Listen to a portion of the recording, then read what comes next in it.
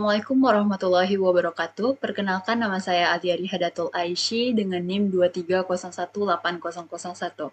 Pertama-tama yang terhormat dosen kita, Dr. Hanif Al-Qadri, sebagai dosen pengampu mata kuliah Administrasi dan Supervisi Pendidikan. Nah, pada kesempatan kali ini saya akan menyampaikan materi tentang administrasi layanan khusus dalam pendidikan. Topik ini sangat penting karena meskipun layanan khusus tidak berhubungan langsung dengan proses belajar mengajar di kelas, namun dampaknya sangat besar terhadap kenyamanan dan keberhasilan belajar siswa maupun mahasiswa. Kita masuk poin yang pertama, yaitu pengertian dari administrasi layanan khusus. Administrasi layanan khusus adalah upaya terencana dan terprogram yang disediakan oleh sekolah ataupun perguruan tinggi untuk menunjang proses pembelajaran.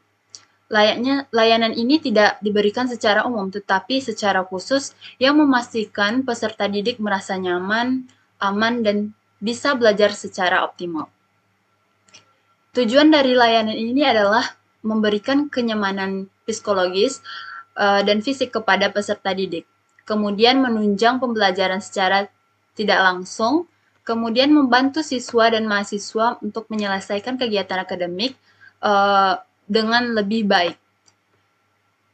Terdapat beberapa jenis-jenis layanan khusus. Yang pertama, seperti perpustakaan, laboratorium, UKS atau yang kita kenal dengan usaha kesehatan sekolah, kemudian kafetaria, sarana ibadah, asrama, koperasi, transportasi, toilet, dan masih banyak jenis lainnya. Jadi masing-masing dari layanan ini memberikan dan memiliki peran yang penting dalam mendukung proses belajar dan mengajar peserta didik. Berikut ini akan saya jelaskan lebih rinci mengenai fungsi dari masing-masing jenis tersebut. Yang pertama yaitu perpustakaan. Perpustakaan, seperti yang kita ketahui, adalah pusat sumber belajar. Jadi idealnya perpustakaan menyediakan buku maupun e-book, jurnal, artikel ilmiah, kemudian akses internet dan tempat yang nyaman untuk membaca. Perpustakaan yang baik memiliki 4 fungsi utama. Yang pertama yaitu fungsi pendidikan, yang mana perpustakaan sebagai tempat belajar tambahan di luar kelas. Kemudian perpustakaan juga berfungsi sebagai sumber informasi akademik maupun umum. Dan yang ketiga yaitu fungsi rekreasi, yaitu yang mana sebagai tempat relaksasi intelektual melalui bacaan. Dan yang terakhir yaitu fungsi penelitian, yang mana perpustakaan menunjang tugas akhir berupa itu skripsi ataupun penelitian ilmiah. Namun sayang sekali, kenyataan yang kita jumpai pada hari ini adalah masih banyak perpustakaan yang ruangannya sempit dan panas yang membuat mahasiswa ataupun siswa tidak nyaman ataupun enggan untuk berkunjung ke perpustakaan. Dan yang kedua yaitu koleksi buku yang sangat terbatas dan usang. Ini sangat sering terjadi di mana dosen meminta kita untuk mencari sebuah buku, namun setelah mahasiswa ataupun siswa pergi ke perpustakaan untuk mencari buku yang dimaksud, sayangnya tidak ditemukan buku yang diminta. Nah, jadi inilah yang membuat sebenarnya mahasiswa tidak enggan untuk mengunjungi perpustakaan tersebut. Kemudian tidak dilengkapi komputer atau wifi. Menurut saya di zaman saat sekarang ini, wifi memiliki peran yang sangat penting, di mana semua akses dapat kita akses melalui wifi tersebut. Jadi meskipun sebenarnya di perpustakaan kita membaca seperti buku, namun menurut saya wifi juga sangat diperlukan karena kita berhubungan langsung dengan internet. Dengan wifi kita bisa menjangkau sumber-sumber yang lebih luas. Kemudian masalah yang selanjutnya yaitu tidak memiliki pustakawan khusus. Ya, maksudnya itu tidak memiliki petugas perpustakaan. Di sini juga sangat sulit apabila karena tidak memiliki pustakawan khusus, maka mahasiswa tidak ada tempat bertanya kayak uh, buku ini di mana dan ini letaknya di mana dan tidak ada yang mengarahkan gitu. Jadi kondisi seperti ini tentu membuat mahasiswa maupun siswa enggan ke perpustakaan. Maka minat membacanya pun juga menurun. Kemudian yang kedua yaitu laboratorium. Laboratorium adalah tempat untuk praktek, eksperimen, dan penelitian. Jadi fungsinya adalah untuk menguji teori yang telah kita pelajari di kelas, sehingga siswa maupun mahasiswa bisa mendapatkan pemahaman yang lebih mendalam. Dan kendala yang sering kita jumpai saat ini adalah alat-alatnya tidak lengkap, kemudian bahan-bahannya habis dan tidak diperbarui, kemudian tidak memiliki teknisi atau petugas laboran, dan padahal laboratorium ini laboratorium yang baik akan sangat membantu peserta didik untuk lebih aktif, kritis, dan inovatif dalam belajar. Kemudian ada UKS atau Usaha Kesehatan Sekolah. Jadi UKS adalah layanan penting yang menyediakan pertolongan pertama jika siswa mengalami gangguan kesehatan ringan saat berada di sekolah. Idealnya itu UKS memiliki beberapa aspek seperti ruangan yang bersih dan tertutup, kemudian petugas kesehatan atau kerjasama dengan puskesmas, kemudian obat-obatan yang masih berlaku.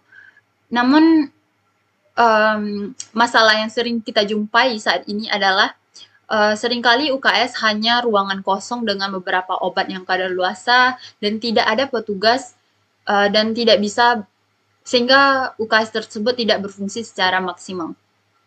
Padahal jika seorang siswa merasa pusing atau sakit perut misalnya pada saat pembelajaran, UKS seharusnya bisa menjadi tempat istirahat sementara yang aman dan nyaman. Kemudian ada kafetaria dan sarana ibadah. Kafetaria merupakan tempat penting bagi siswa atau mahasiswa untuk memenuhi kebutuhan makan dan minum, terutama saat istirahat atau sebelum masuk kelas. Namun, tantangan yang kita hadapi adalah kafetaria sering menjadi tempat bolos ataupun nongkrong yang mungkin misalnya siswa tersebut malas untuk masuk di jam pembelajaran yang dimaksud, jadi mereka memilih untuk menjadikan kafetaria sebagai tempat nongkrong.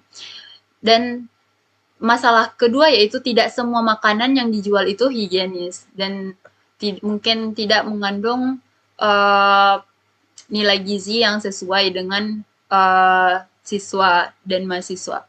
Kemudian tidak ada kontrol dari pihak sekolah dan sebenarnya kafetaria itu harus dikelola oleh sekolah dengan pengawasan yang ketat termasuk dengan SOP kebersihan, kemudian jam operasional dan menu makanannya.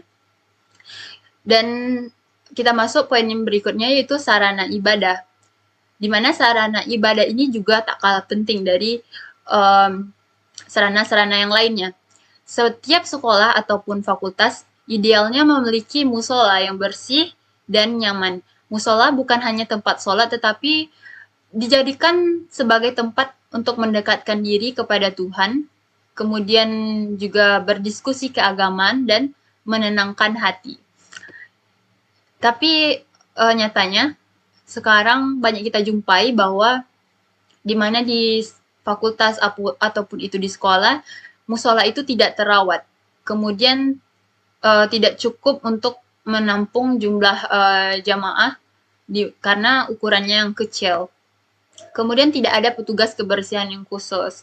Jadi di sana musolanya terlihat kotor dan mungkin mukenanya tidak dibersihkan dan karpetnya yang berdebu seperti itu.